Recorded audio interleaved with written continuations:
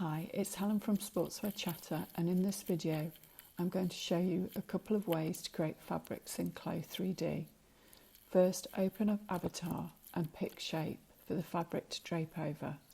I downloaded this one from CLO Connect.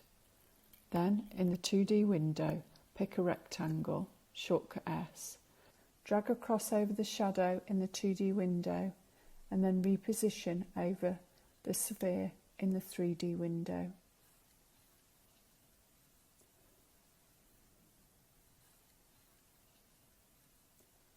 Then, once it is positioned above the avatar, press spacebar to render. So this first way is the easiest and quickest. Go to Object Browser, highlight the fabric, go down to the Property Editor, select the Open File symbol and pick a preset CLO fabric. In the 3D window you can see segments are showing. Go to Garment Rendering Style, the blue folded fabric, and choose Thick Textured Surface. Let's select the fabric in the Object Browser and amend the properties of this fabric. Scroll down to Physical Properties and go to Details. I want my fabric to be 4-way stretch, so I'm going to amend the stretch to be the same on the warp and the weft. With shear, I'll amend down a little so the fabric behaves like it is heavier with a higher elastane content, so it resists a diagonal stretch more. Bend is how it resists folding. I will amend so that it's similar on warp and weft and it is a lower number, like a jersey. You can also change the weight. If you scroll back up to Base Colour Map, this CLO preset is a teal colour, but I want another colour. So I'm going to press Desaturate and then I'm going to pick the colour. If you use the droplet tool, you can see the colour change in the 3D and 2D window. Once you've got a colour you're happy with, apply and close, and then we can save our fabric. Go to the Save symbol, choose a name, and save. That's the first and easiest way to create your own fabric. Next, we're working with a photo of a fabric. Try and make sure your photograph includes the whole repeat. It's flat and with the least amount of shading as possible.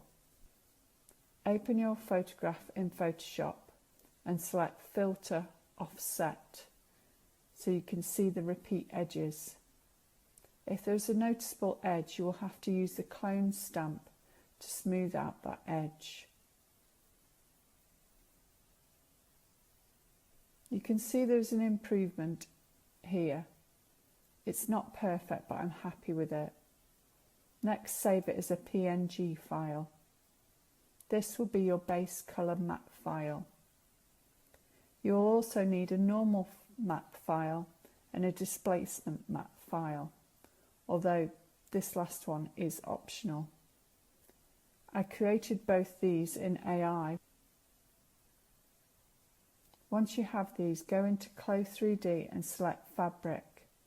Name your fabric and add the composition.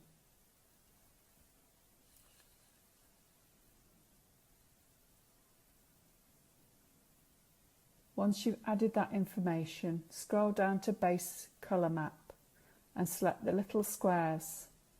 Pick your file. Make sure the size of the jacquard is realistic. Select Edit Texture.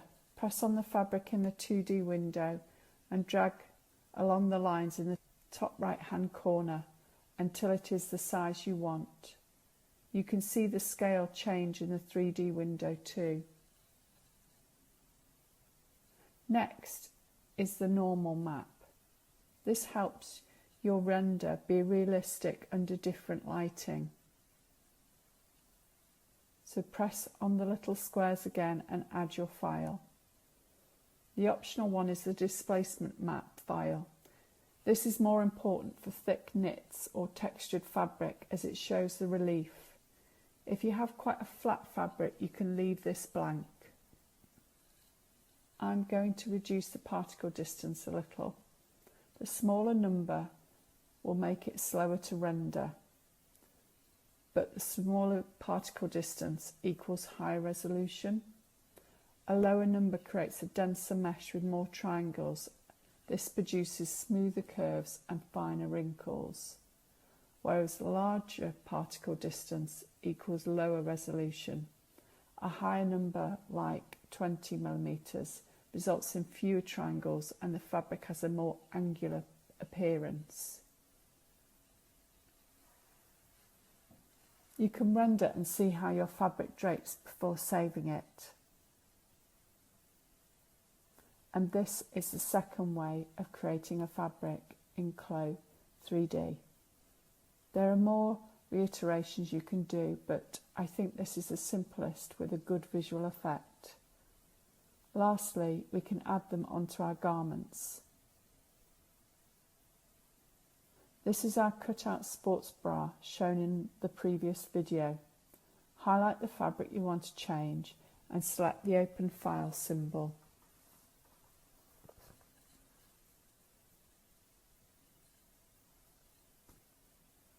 I've also recoloured the elastic graphic in Illustrator to go with the new fabrics. Add graphic and drag into the pattern piece. You can edit and resize.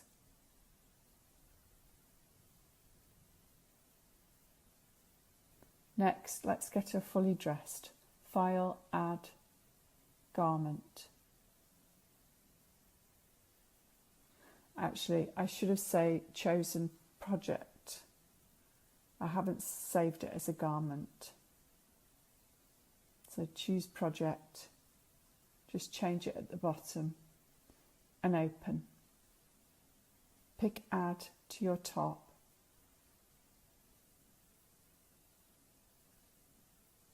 I'm just going to move the pattern pieces down so they're not overlapping. And then select the fabric and amend it so it matches to the top.